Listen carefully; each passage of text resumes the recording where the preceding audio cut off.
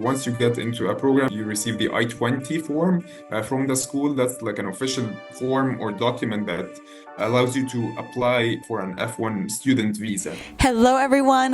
Welcome back. I am so excited to share with you that I will be doing a season 2 of video podcast. And for our first guest for season 2, I have my friend Ibrahim Kassem. He was my co-preceptor and he's going to be my new co-resident in orthodontics in just 1 month. So I'm so excited to have him on. He is from Egypt and he is internationally trained. In this video podcast, he shares a little bit about how he did his training in Egypt, and he gives you some tips on how to pursue orthodontics in the States as an internationally trained dentist. I hope you guys enjoy, and thank you so much, Ibrahim, for coming on this podcast with me. Thank you so much, Ibrahim, for joining me today. Dr. Kassem and I were co-preceptors at Eastman, and now we're going to be co-residents. To start off, just tell us a little bit about yourself, where you're from, and how you first became interested in orthodontics. Well, absolutely. My pleasure. Thank you so much for having me on the podcast.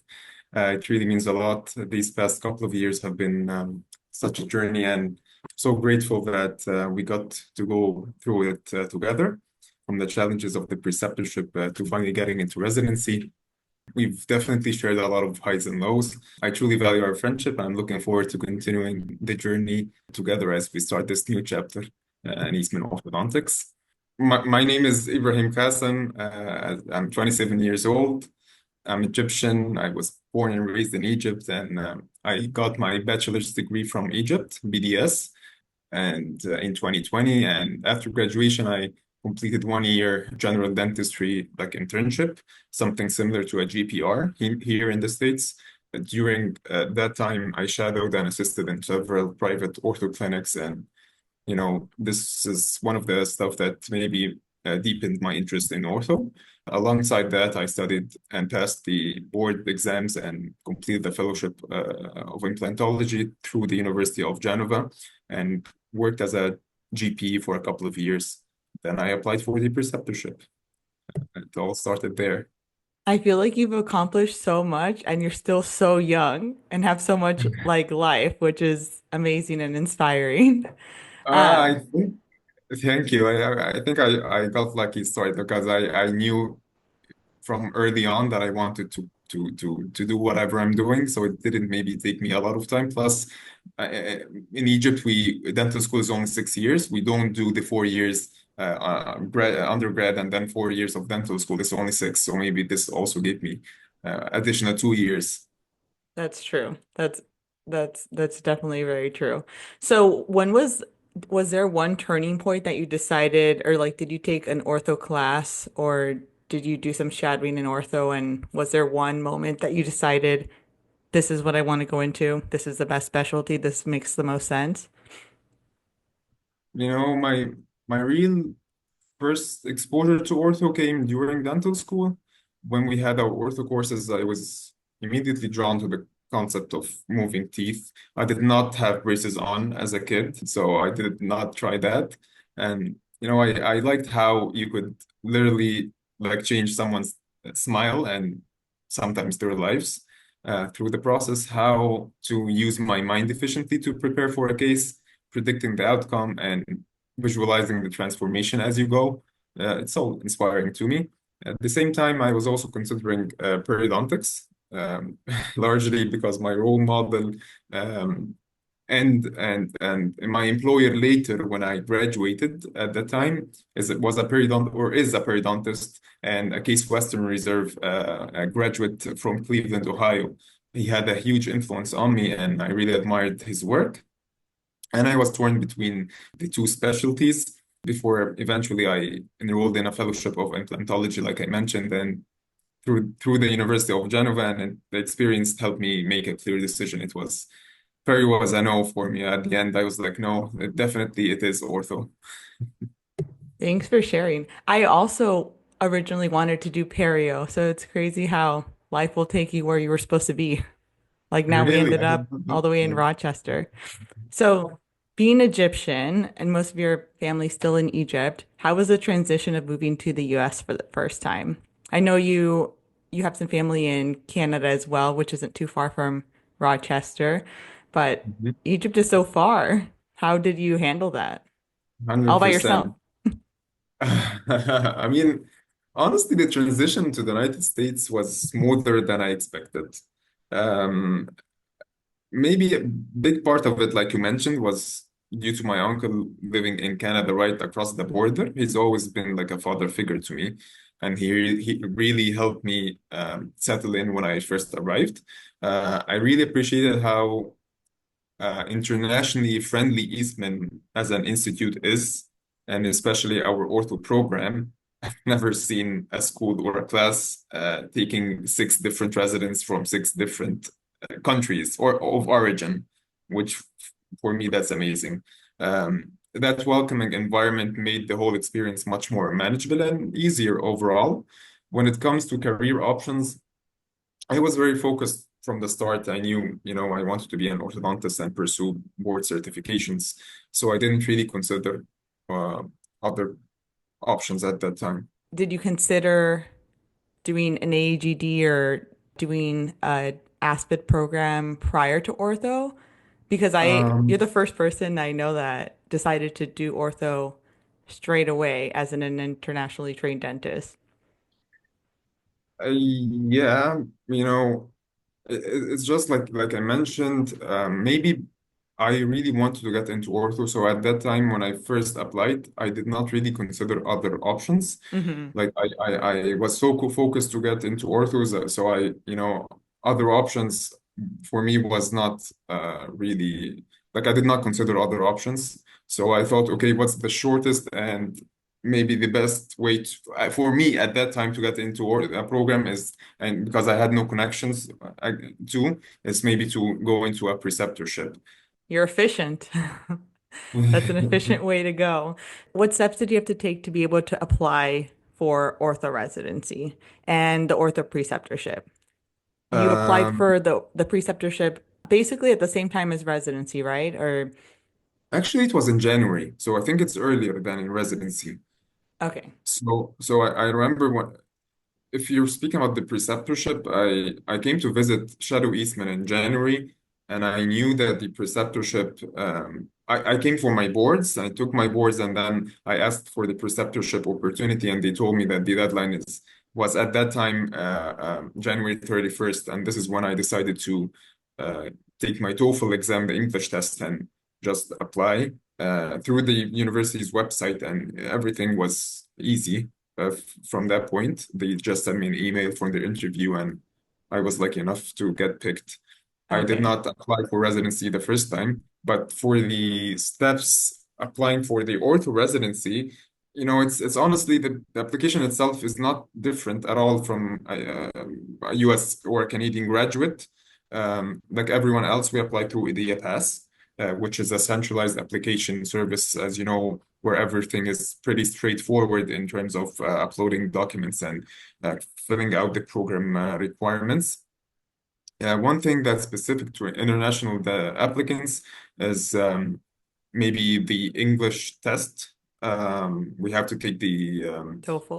the TOEFL, and then we required also to use organizations like the WES or the ECE, which are they evaluate our degrees or transcripts to determine their equivalency in the United States. Some programs have additional requirements like the IMBDE, the boards, or the GRE, which was a nightmare for me. I hated it, but Yes, I it agree. really depends. Yeah, well, it's not fun, but it really depends on where you're applying. So each school is a bit different in what they ask for.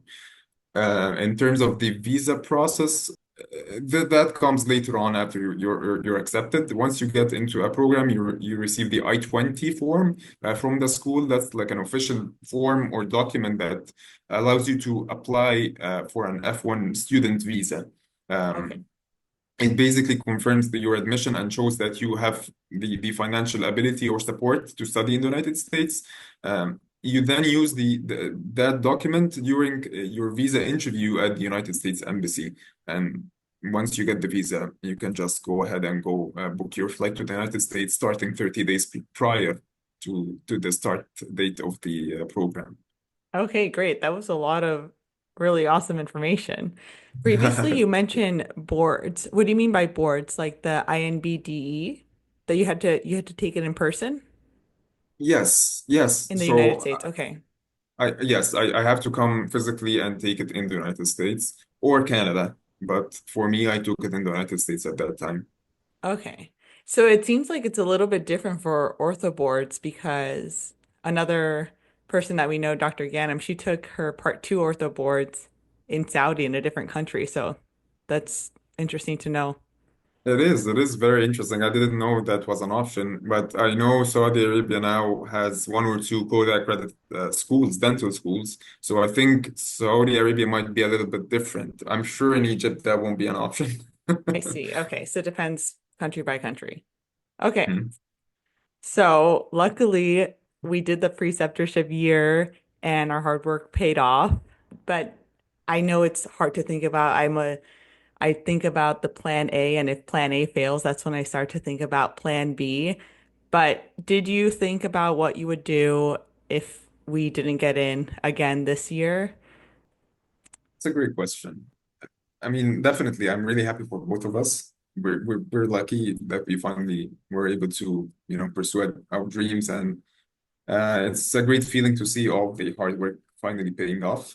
Um, if I hadn't been accepted into residency this year, I would have probably explored other options like AGD or facial pain program, but only as a step towards, strengthening my application or into ortho again. Like my goal again, for me, it was clear. I wanted ortho, and I want to do everything I can to get into that program. Um, so like in my mind, everything I was considering was in service of eventually getting into ortho residency. I never seriously considered an advanced dental program. As international dentists, we can come for and do a 2 year advanced dental program, which is the third and fourth year of the school, the program in the United States.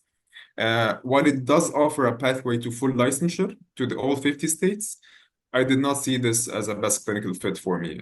Maybe especially because my priority has been again ortho. On the other hand, going directly into a non-code accredited, being from a non-code accredited program and going directly into residency as an international dentist does limit your options a bit. So you're typically eligible to practice in only about a dozen states after graduation. So it's a bit of a trade-off, but for me, I wanted ortho, so I just went ahead and did that. Yeah. What are the dozen states that you can practice in? It's a good If you question, have but the them thing by is, memory, I don't know I if that's a lot of it's states. stuff I can grab my phone and take a look at it, but again, they change every year, so I have like you have to check. But Okay. from my just what I remember maybe since last year, Texas, Washington. I don't want to give, false information because people might be viewing this video at any Later when it point or changes. time. But my advice is just check whatever the dental board or in the states in each state and ask them directly instead. Okay. Thank you. So that's all good to hear. And you already shared some differences between schools in Egypt. You mentioned that they were 6 years, and in the US, we do 4 years of undergrad, 4 years of dental school. So for the next question, how are you feeling about starting residency soon? We're only a month away. I feel Um, like you're definitely very prepared because we had a year long of ortho exposure, but we know what's coming to us. 100%. I'm honestly so excited and happy to finally be pursuing my dream. Um, After all that hard work and challenges, it feels incredible to be finally starting. At the same time, I'd be lying if I did not say that I'm a bit anxious or nervous about the workload, lab work, and all the studying ahead. Hmm. There's definitely a lot to take on, especially a 2 years program with what I've seen from the residents. They have a lot on their plate. Um, but I'm confident that we will get through it, and as we always do, and it will eventually work in a good way. And my hope is when we graduate is that we can both earn board certifications and be able to look back and feel proud of everything we've accomplished. Yes, I agree. We've already accomplished so much. One nice thing is you're taking a little vacation. You're back home for a little bit. I don't even think I mentioned that you're doing this all the way from Egypt. So that's nice that Yeah. you're getting a little break before starting residency. I as well am getting a little break before starting residency. So Mhm. now let's talk a little bit about our preceptorship year and how you think it helped us to get into residency because like, occasionally I get questions um, like, do you think this year helped you? And a lot of the times I say it's not necessarily the year that helped me that I was in the preceptorship. It's like what you do during that year because there's so much you can do in that year, for example, research or like the connections that you make. So let's talk a little bit about that. Like specifically, what do you think like helped I you I succeed that year? totally agree. Um, I think the preceptorship year was an Eastman was a valuable experience, and especially if you're doing it at a good institution, because I've seen different outcomes if you go to not the best program, or if you go to one of the good programs. I genuinely enjoyed part of the program, and it added a lot to my ortho knowledge overall. But importantly, for me as an international dentist, I feel like it opened the doors for me, um, made helped me make connections, and that being said, and made me, it's easier for me to get into the system and get myself familiar with the U.S. system and education. And I was saying, that being said, it was also a little stressful at sometimes. Not knowing whether I'd get into residency afterwards was tough, but I think that uncertainty really taught me patience. Uh, Waiting and continuing to work for a year and a half after the program ended gave me perspective, and made eventually the acceptance much more meaningful. Um, like you mentioned, the research, I think that's another big plus that was in our program. I personally came in with zero research experience, and um, in the program helped me build a solid foundation, to strengthen my resume, which also helped me get another interview in UB. They did ask me about the my research, and I think it was a great experience. Of course, again, the connections, because UB also has good connections with Eastman. So again, whatever school you go to, you build connections, and you can get recommendation letters, which can help you get into other programs, or at least get interview invitations. Um, and that's it. I did mention or speak about how internationally friendly the program is, so I don't want to repeat myself, but also it was made my experience much easier.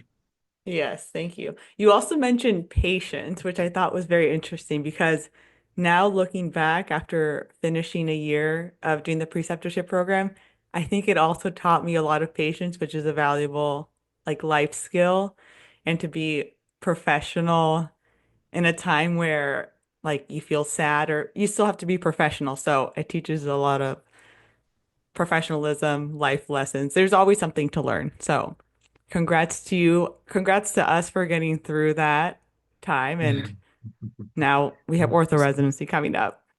Yes, I totally agree, 100%. Couldn't Yes. be more proud. So you mentioned a little bit about the 12 states, but I actually don't know what your future plans after residency are. Do you plan to stay in the states and the ones that you can practice in?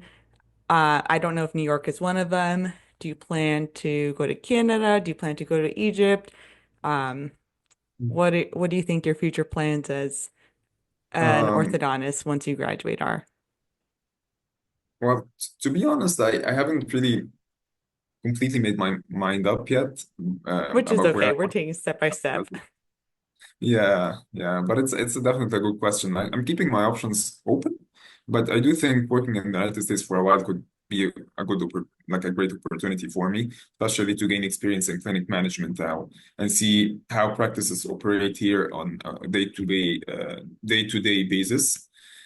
Eventually, I'd love to go back home and be closer to family and friends.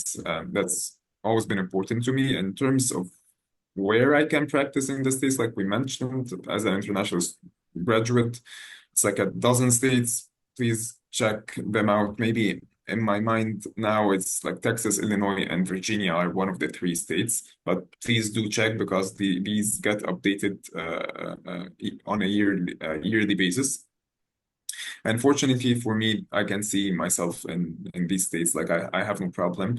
Um, but the good thing is that after there's like a reciprocity kind of agreement between states. So after 3 to 5 years of working in a certain states, other states open up, and therefore, you get the chance to practice in most states. New York is not one of them. New York has its own requirements, and one of them is having another residence. Like for me, I have to take another residency other than ortho to be able to practice in New York State. I had no idea. So I think we talked a little bit about the options of where you can work already.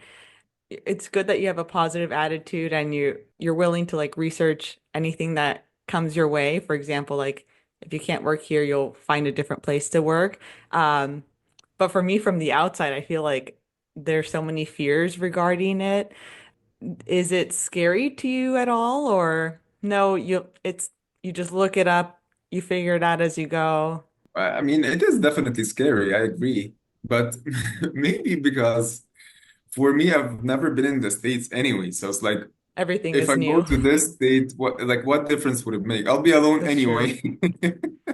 So That's it's just, yeah. creating like having a family or someone or getting married, having kids or that would definitely make a big difference. But again, whatever state I'll be in, then that's doesn't maybe make a big deal for me. Maybe eventually when I get to know which states are best and live and try my experience it myself, then I'll have a more solid idea, and then therefore I can decide with my spouse or whoever I'm with at that time, you know what, let's go to that state instead. Okay. For our last question that I have for today is what other advice do you have for internationally trained dentists or international students who want to pursue ortho or a different specialty in the US? Would you advise them to do a similar route that you did, just focus on that one specialty and apply, take your boards? Would you recommend other options such as doing an ASPID program or an AGD, things like that? That's also a great question. It's hard to say there is one right way, to be honest, to get into ortho. But if becoming an orthodontist is truly your goal, then I think doing a preceptorship or an internship in a well-respected school can really help. It gives you the exposure and helps you build connections, strengthens your application without spending years and a significant amount of money on an advanced standing program.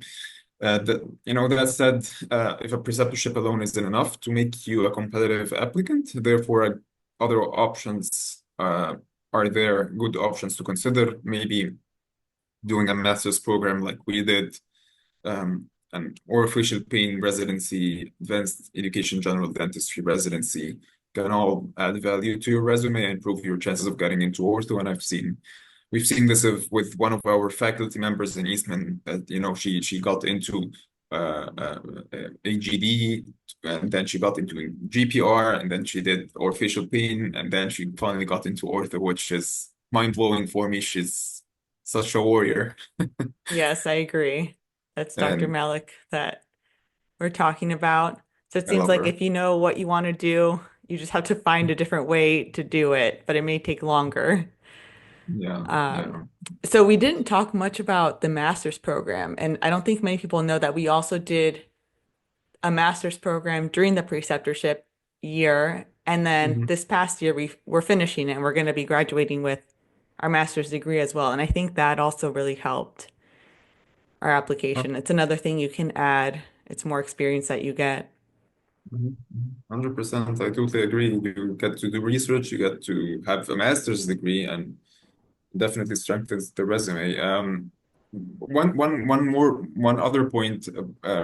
What I've noticed is that many people who go through advanced standing programs end up too exhausted later on, or or even financially pressured to pursue specialization afterwards. They Mm. graduate with heavy loans or family responsibilities, and that pushes them maybe to go straight into practice. So, if you know from the beginning ortho is your ultimate goal, I think it's maybe more efficient to build a path towards that rather than going somewhere else. But if that's the only chance or the best chance that you have, then definitely starting with that is best. Like, don't what I'm trying to say, don't reject an offer and try to search for another then that's not in your hands, Hmm. if that makes sense.